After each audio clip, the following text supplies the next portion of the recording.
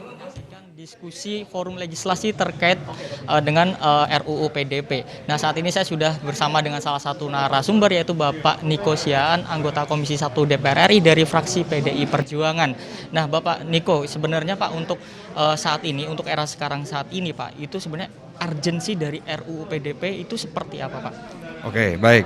Kalau kita bicara mengenai pentingnya Undang-Undang Perlindungan Data Pribadi adalah satu, ini melindungi hak warga negara seperti yang dicantumkan di dalam Undang-Undang Dasar.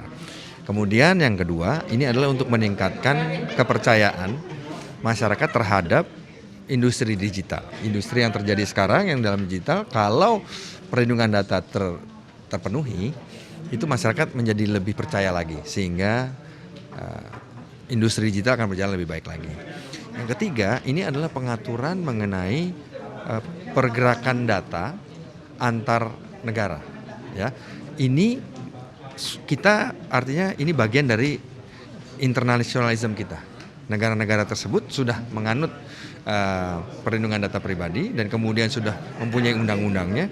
Mereka menghargai data-data tersebut dan mau bertransaksi istilahnya ya, atau bekerja sama atau melakukan transfer data antar negara dengan negara-negara juga yang melindungi data pribadi masyarakatnya. Nah, ini juga perlu karena kita adalah negara yang masih belum. Jadi gimana kita mau bertransaksi dengan atau melakukan transaksi atau melakukan transfer data antar negara kalau kita tidak adequate namanya gitu, tidak punya aturan hukum yang sama kuat dengan negara tujuan kita. Itu adalah beberapa alasan kenapa kita harus segera menyelesaikan atau urgensi dari Undang-Undang Perlindungan Data Pribadi.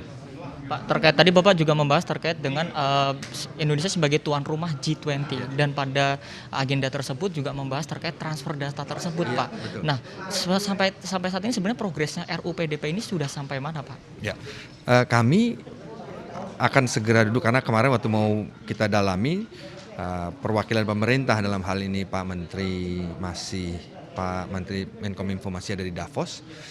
Kita menunggu. Dia sudah pulang, harapannya kita bisa duduk lagi dan diskusi mengenai badan apa. Sekali lagi nggak bisa berdiri satu di ujung kanan, satu di ujung kiri.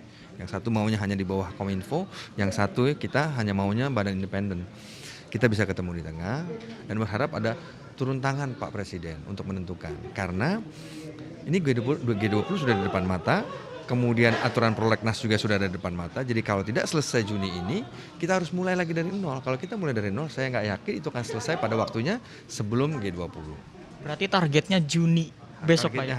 Targetnya harus selesai Juni besok. Baik, Pak. Gitu. Terakhir dari saya, Pak, harapan dari nanti jika memang RUU PDP ini disahkan untuk ke masyarakat sendiri seperti apa, Pak? Beberapa perwakilan dari industri dan komunitas itu sudah bicara secara bersama-sama ya dengan kita bahwa mereka berharap sekali dan tetapi di sisi lain mereka juga berharap bahwa pasal-pasalnya itu pun tetap berpihak ke beberapa isu ya seperti isu UMKM ya, jangan sampai nanti undang-undang ini menghambat pergerakan UMKM di Indonesia dan kemudian unsur personal. Jadi kalaupun nanti ada misalnya aturan yang mengatur tidak spesifik mengatur terhadap otoriter atau orang yang menjadi operatornya gitu ya. Jadi ntar orang nggak ada yang mau jadi operator kalau nanti hanya dia yang dikenakan sanksi nanti ya kan, nanti kalau bocor sedikit dia yang penjara atau dia yang dikena sanksi administrasi. Jadi ada beberapa hal yang ingin dibicarakan oleh industri supaya ini cepat selesai dan kalau selesai mereka juga senang. Nah, karena bisa melakukan transaksi atau transfer data antar negara seperti yang dilakukan oleh beberapa negara lainnya gitu.